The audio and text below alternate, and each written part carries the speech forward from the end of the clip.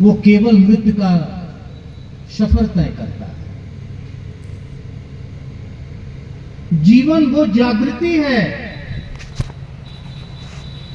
जो केवल और केवल मानव प्राप्त कर सकता है। ये जागृति जिसके पास है उसके पास जीवन है, अन्यथा सभी मौत की तरफ जा रहे हैं, मौत की तरफ जा रहे हैं।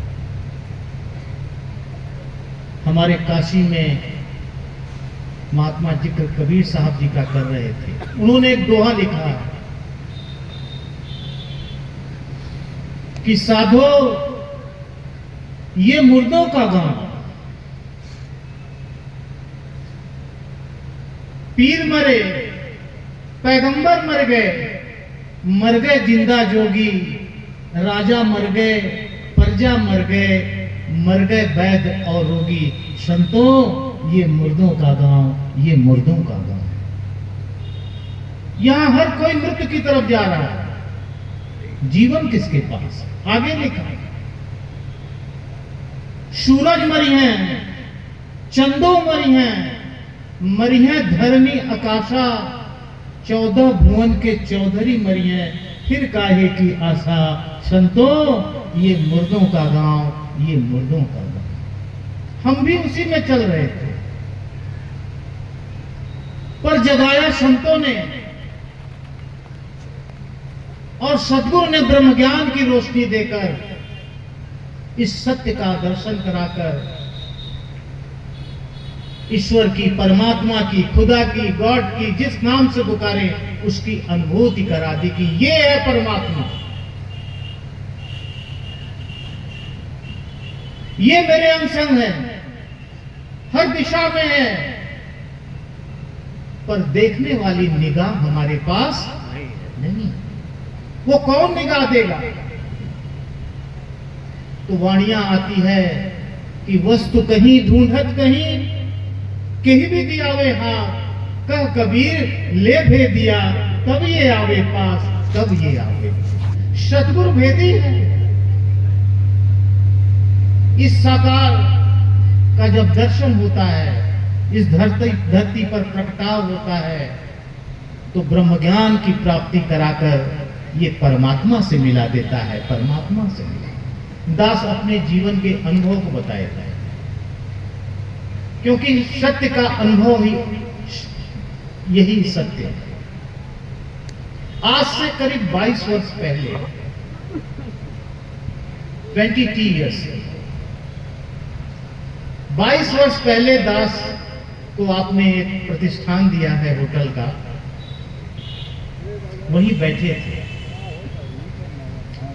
एक निरंकारी महात्मा हमारे होटल में आ गया। दास नहीं जानता था कि ये निरंकारी क्या होते हैं, क्योंकि दास आपके चरणों से जुड़ा नहीं है।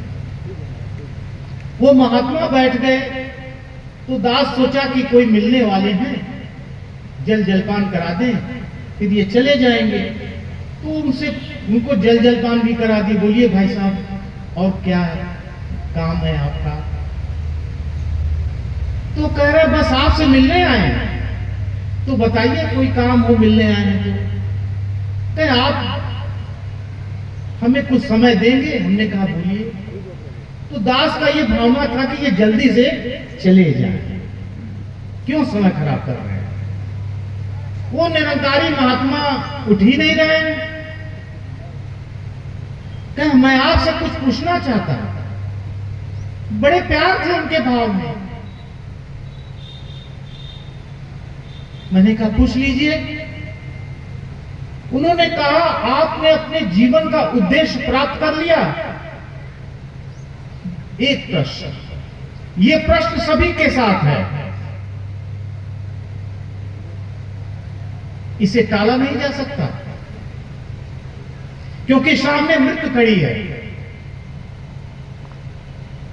उन्होंने कहा कि आपने अपने जीवन का उद्देश्य प्राप्त कर लिया।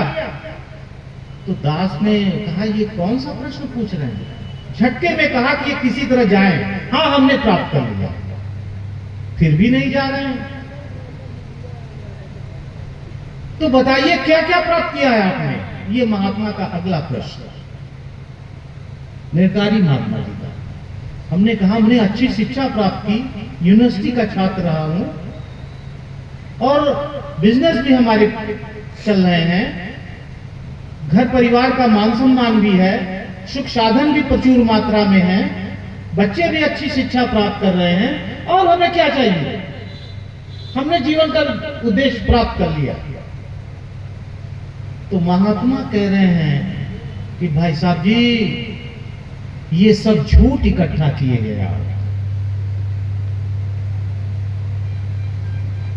एक दिन समय सबका वध कर देगा, ना आपका शरीर होगा, ना आपके संबंध होंगे, ना आपके ये धन ऐश्वर्य होगी, ना प्रतिभा होगी। एक दिन समय सबका वध कर देता है, सबका वध कर देता है। आया है सो जाएगा, राजा रंक फकीर, कोई सिंहासन चढ़ चला, कोई बंधा जंजीर, कोई बंधा जंजीर। ये जंजीर ही जन्म और मृत्यु है।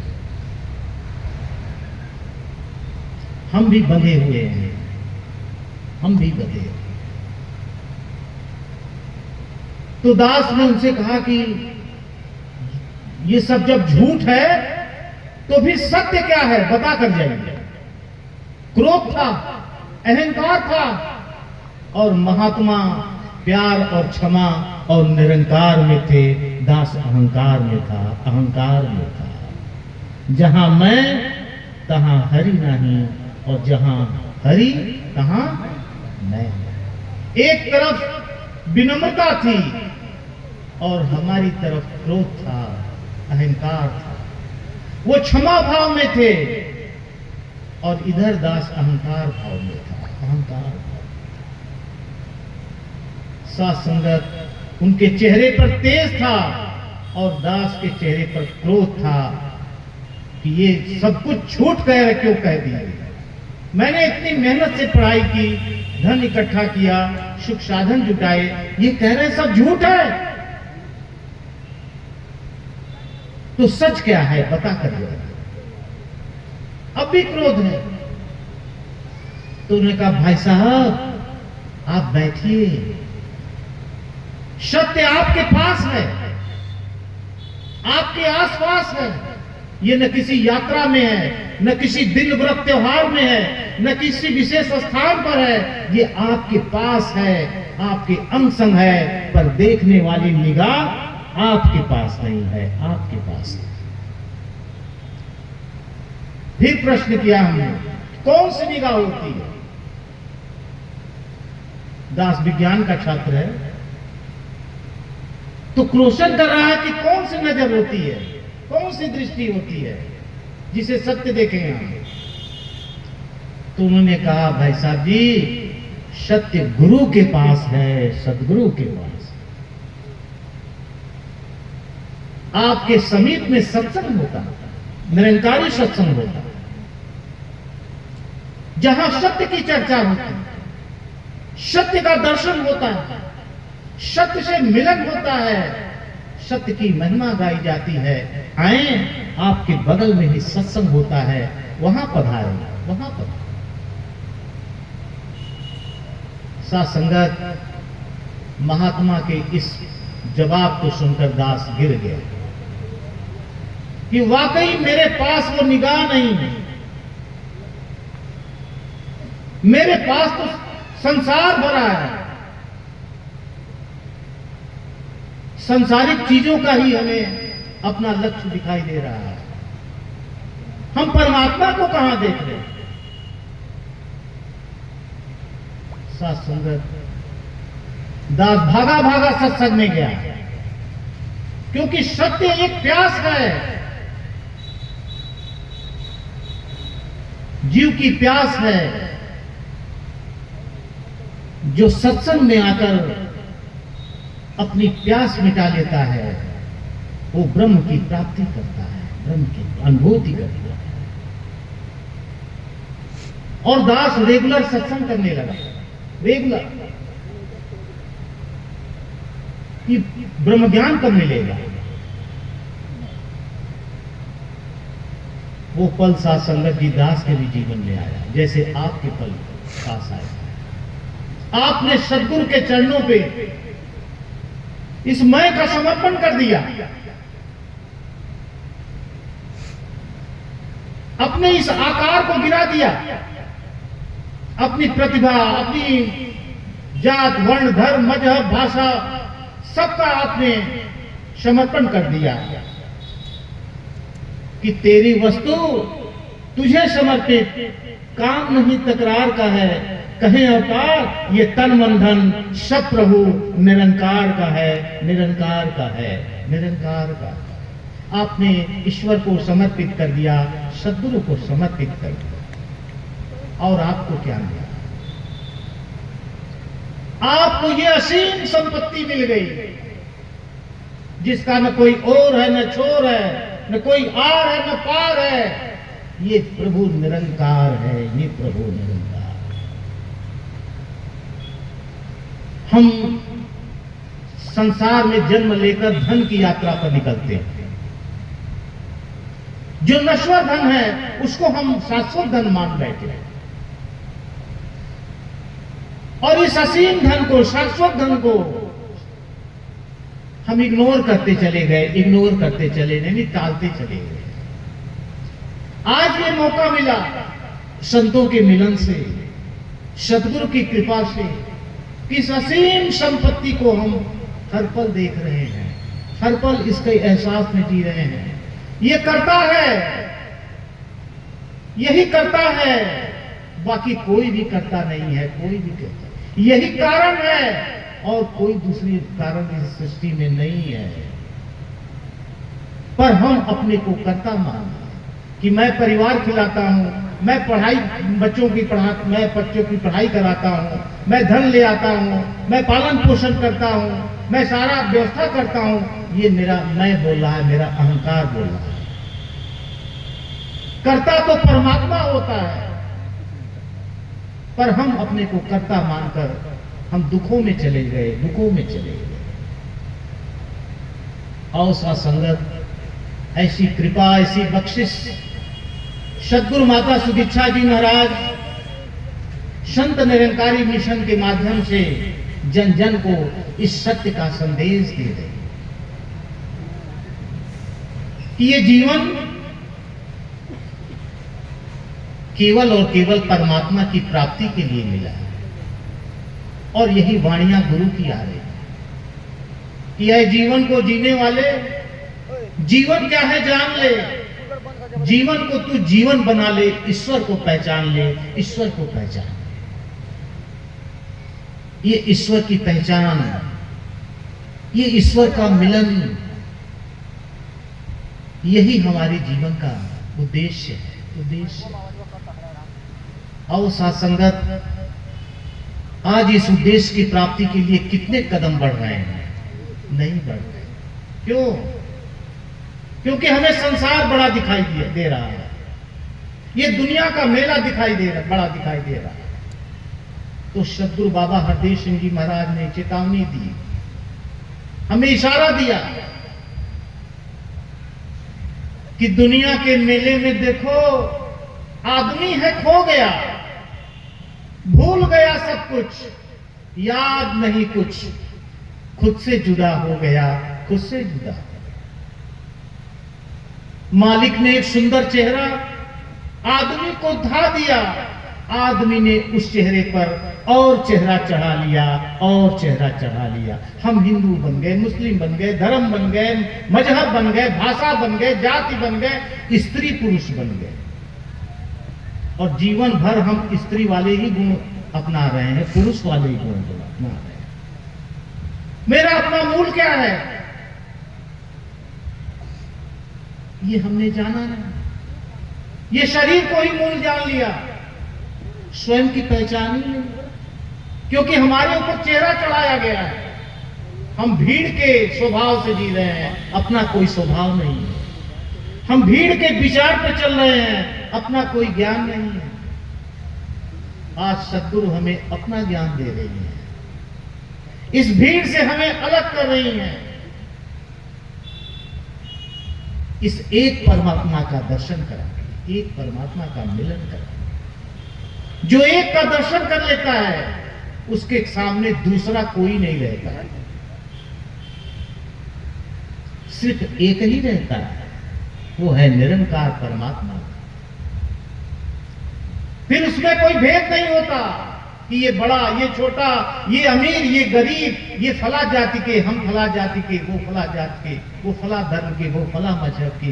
ये सारी दीवारें टूट जाती हैं जब एक प्रभु परमात्मा का ज्ञान दर्शन हो जाता है, दर्शन। और यही भक्ति यहीं से शुरू होती है। बाकी आप जितनी भक्ति कर लें, पर प्रभु को जाने बिना कोई भक्ति सार्थक नहीं होती। आज आप संत महात्मा ये सुंदर समागम का रूप देकर इस सत्य के संदेश को आप जन जन तक दे रहे हैं, स्वयं को आनंदित कर रहे हैं। बाबा जी ने यह भी लिख दिया कि ये जीवन स्वयं सुधार के लिए मिला है, किसी को सुधारने के लिए। ये स्वयं आत्ममिलन की बेला है। जो इस अवसर को सार्थक बना लेता है, सफल बना लेता है, वही ब्रह्मज्ञानी संत कहलाता है, ब्रह्मज्ञानी संत। और अंतिम लाइनों में बाबा जी स्पष्ट आदेश दे रहे हैं जी, ज्ञान। हेलो हेलो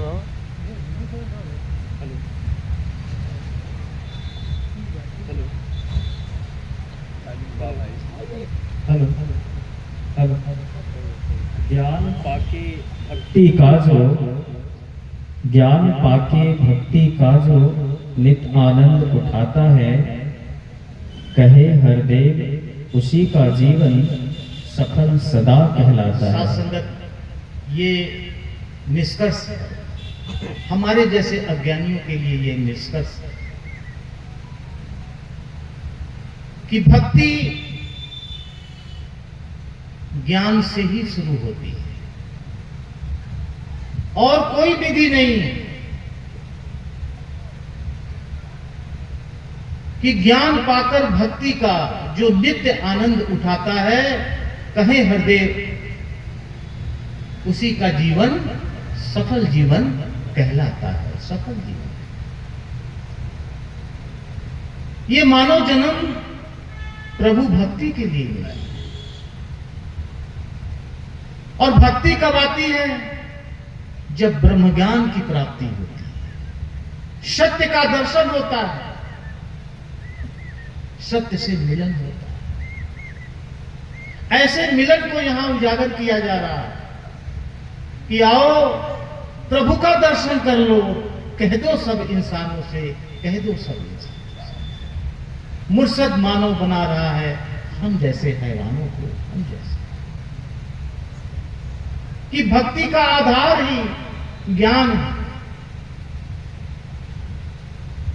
और ज्ञान जो इस परमात्मा का, और किसी ज्ञान की बात नहीं की गई, केवल एक विधि बता दी गई, ब्रह्म ज्ञान की प्राप्ति और सेवा सत्संग सिमरन। यही भक्ति के आधार हैं और जो इनको अपना आधार बना लेता है वह सहज ही भवसागर से पार हो जाता है, पार हो जाता है। ऐसा सुंदर अवसर सदगुरु माता सुभिक्षा जी महाराज ने हमारे भी जीवन में दिया। हमें हर श्वास इस निरंकार परमात्मा, इस सत्य के अनुभूति में, इसके दर्शन में हमें अपने आप को लगा देना कि सब में व्याप्त है। ये कोई बंदिश नहीं, कोई दीवार नहीं। ईश्वर सर्वव्यापी है, हर व्यापक सर्वत्र समाना, प्रेम ते प्रकट हुई मैं जाना। यही मानस की चौपाई तुलसीदास ने लिख दी, तुलसीदास। पर हम पढ़ते हैं पर जानते नहीं। आज यही जनाने के लिए ये संत आए, महापुरुष आए, बहनें आए कि हमने पाया है अपने गुरु के चरणों से, इस सत्य का दर्शन किया है, परमात्मा का दर्शन किया है। ये रंच मात्र भी हमसे दूर नहीं है। ऐसे दर्शन को पाकर ये मन आनंदित होता है, मन इसकी भक्ति करता है, जीवन सफल और सहज हो जाता है। और सा संगत दास और अधिक शब्दों का सहारा नहीं लेगा। आप बहुत काफी समय से बैठकर इस आध्यात्मिक ज्ञान का आप अनुभव कर रहे हैं, चर्चा कर रहे हैं, गीत भजन कर रहे हैं। साथ संगत ये कोई दुनियावी गीत नहीं, ये आध्यात्मिक गीत हैं। भाव प्रकट करने का माध्यम जो भी हो, पर ये अपने निरंकार प्रभु परमात्मा को देखकर, अपने सदगुरु को देखकर गीत गाए जा रहे हैं, विचार दिए जा रहे हैं और सारे मानव परिवार के भले की कामना की जा रही है। तो दास यही विनती सदगुरु माता जी के चरणों में जो भी आसपास के भाई बहन इन भावनाओं को श्रवण कर रहे हैं, उनके भी चरणों में कि समय रहते इस सत्य को जान लें, परमात्मा को जान लें। आज समय के सदगुरु ब्रह्म ज्ञान का प्रकाश लेकर धरा पर अवतरित हैं। सदगुरु माता सुदीक्षा जी महाराज के रूप में जो इस ब्रह्म ज्ञान की प्राप्ति करा के मानव जीवन को सफल बना रही हैं, भक्ति का स्वरूप बता रही हैं,